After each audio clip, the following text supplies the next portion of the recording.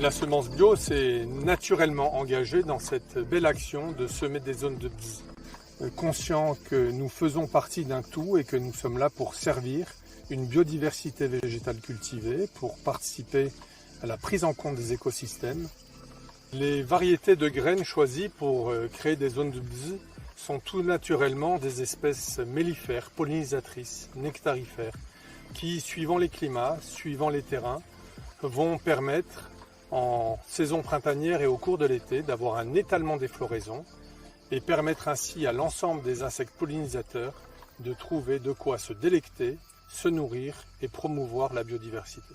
Ce sont par exemple la facélie, le trèfle incarnat, le cumin ou alors encore le fenouil. Une semence biologique, une semence reproductible, c'est finalement une semence produite selon le cahier des charges de l'agriculture biologique, sans engrais ni produits de synthèse chimique, avec le respect des cycles, le respect des saisons, en prenant tout simplement soin de la terre pour prendre soin des hommes. Une semence reproductible, c'est permettre à des variétés dites populations, donc bien sûr non hybrides, de se reproduire d'année en année lorsqu'à la fin de votre saison et que votre parcelle de plantes aura fané, de la broyer, de la mulcher, de l'intégrer à votre potager pour avoir la magie du bonheur qu'à la saison suivante, vous puissiez voir refleurir ça et là des zones de bise avec Agir pour l'environnement. Depuis la fleur dans les champs jusqu'au sachet de zone de bise, c'est finalement tout le métier de semencier biologique. Le travail du sol,